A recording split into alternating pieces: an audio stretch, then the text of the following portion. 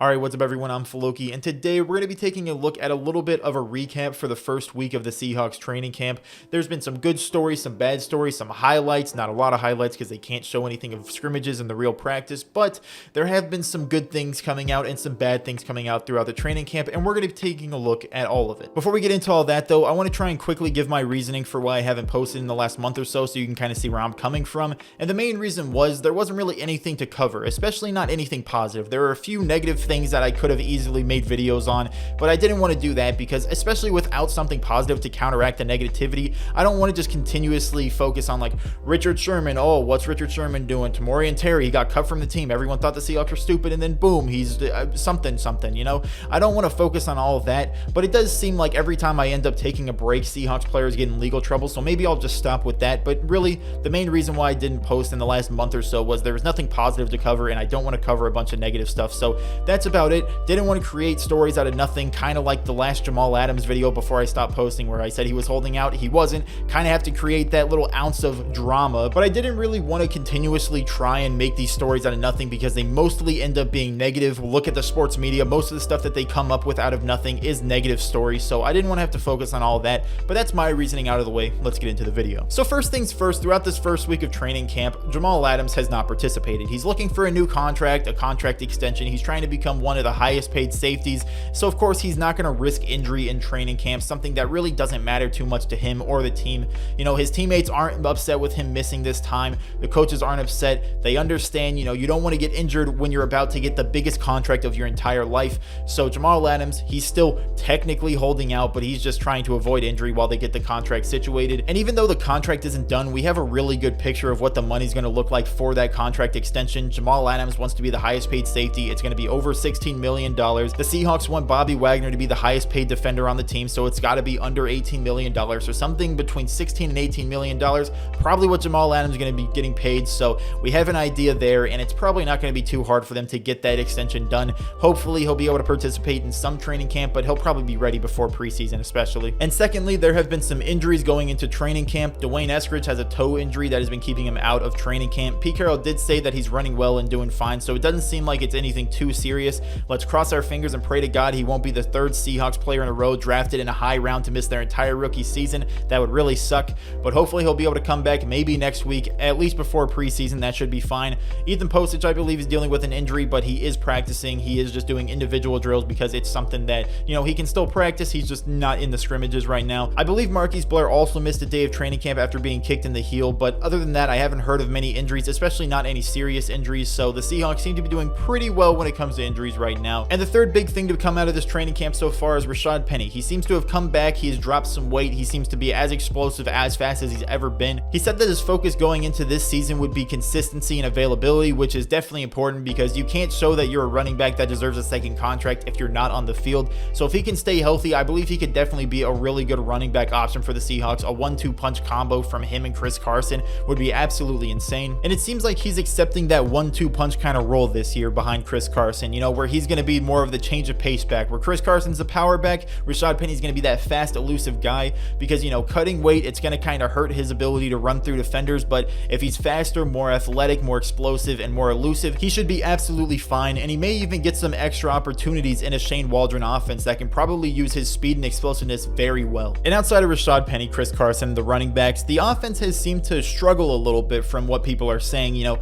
obviously in training camp, you can't really see the entire highlights of the practices and scrimmages, but you have the media people there to kind of say what they saw type of thing, but they can't really share too much. But from what I've seen being said, it seems like the offense is somewhat struggling right now with the new scheme. Obviously, they have to learn a new scheme. There are a couple new players to build chemistry and all that, but right now it seems like they've had their fair share of big plays, but the red zone seems to be a consistent issue. I've heard multiple things about red zone things being messed up for the offense, but the defense is playing really well in the red zone, so maybe those two correlate. Maybe the defense is just playing so well the offense can't really get anything going, or maybe the offense is just struggling and the defense looks better based upon that. But right now they seem to be doing well with the deep plays. DK Metcalf and Gerald Everett are definitely doing well with Russell Wilson, but the red zone seems to be a little bit of an issue right now, but really I'm not too worried. Learning an offensive scheme is going to take more than 3 or 4 practices. And now moving on to the defense, one of the biggest positives coming out of this entire training camp seems to be the corners. Ahkello Witherspoon has had some really great things said about him.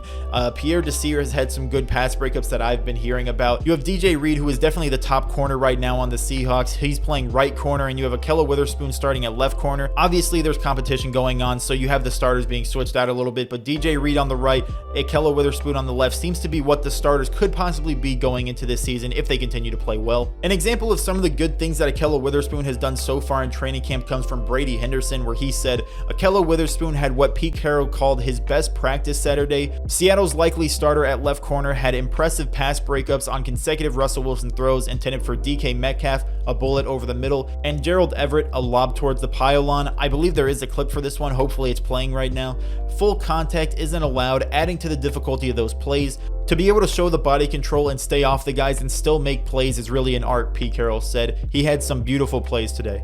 And that is really great to hear. Ahkello Witherspoon was a guy that the Seahawks brought in that definitely had shown flashes of being an absolutely amazing corner. He has great length, and he has definitely made some great plays, but he's always been kind of inconsistent. He's had some injuries that have made people question if he can really be a top corner, but if he can show out and continue to do well with the Seahawks, obviously he's making some great plays in training camp. If he can continue that to the preseason, the regular season, if he can do really well, get another contract for the Seahawks, I mean, him and DJ Reed would be absolutely amazing to be a 1-2 corner type of thing. Really young, we could have them for a long time. If they play really well, that'd be absolutely amazing. We wouldn't have to worry about corners for a while. And continuing on with the defense, we have the defensive line and the pass rush. They seem to be doing really well. I have heard nothing but great things about Darrell Taylor so far throughout training camp. Everyone's just saying he's looking explosive, looking fast, he's making the right plays. Everything seems to be going well for him. And Aldon Smith had two what would have been sacks. There's no contact allowed in the scrimmage, but he got past the offensive line, he got to the quarterback, just, not allowed to sack Russell Wilson, obviously. Poona Ford also had what would have been a sack, so it's definitely really good to see that our pass rush is looking good so far. Our pass rush was #1 in the second half of the season last year, but they started off really slow. Maybe having a preseason this year will allow them to get off to a quick start in the beginning of the season, and if we can play as well as we did in the second half of the season, that would be absolutely amazing. But the defensive line and the pass rush seems to be doing really well throughout training camp from what I've seen. I haven't really seen anything being talked about the run game offensively or defensively. Maybe they're not really doing it because it's no contact, or maybe there's just nothing too special going on about it. I have no idea, but not much is being said about the run game. But pass rush is looking good. The corners are looking good. Rashad Penny and Chris Carson are probably going to be a really nice 1-2 punch going into this season. And although there are some hiccups going on learning the new offensive scheme, there have definitely been highlights from the offense as well. So right now, the training camp seems to be going well for the Seahawks. We still got to get Jamal Adams' contract extension, maybe even get Dwayne Brown a contract extension. But, there's been some really good standouts. Ahkello Witherspoon is showing out right now. Darrell Taylor is doing really good as well. So, there's really not too much to say about this training camp except for it is going very well for the Seahawks, and that is great to see. Going into the preseason, I'm super excited. I mean, having a preseason can go a really long way for the Seahawks this year. We have a lot of new guys that we've brought in. We're learning a whole new scheme. We have some pretty inexperienced corners, at least corners that haven't really had the kind of shine that they will have on this team, the amount of play time that they'll have. We have some young wide receivers that I'm super excited to see. I haven't heard anything about Cade Johnson throughout the training camp, but I'm really excited to see him. I'm really excited for the start of this preseason, maybe even more excited than the start of the actual season, because I'm really excited to see some of our backup wide receivers. I want to see Cade Johnson, Penny Hart, Freddie Swain. I've heard good things about Penny Hart so far, and Freddie Swain has had some nice plays as well.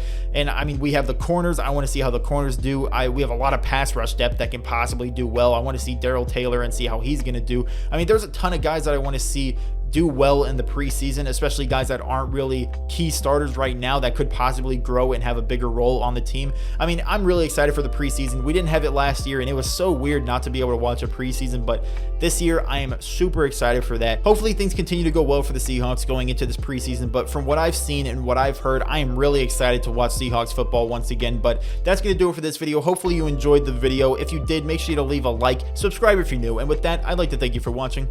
Have a great day.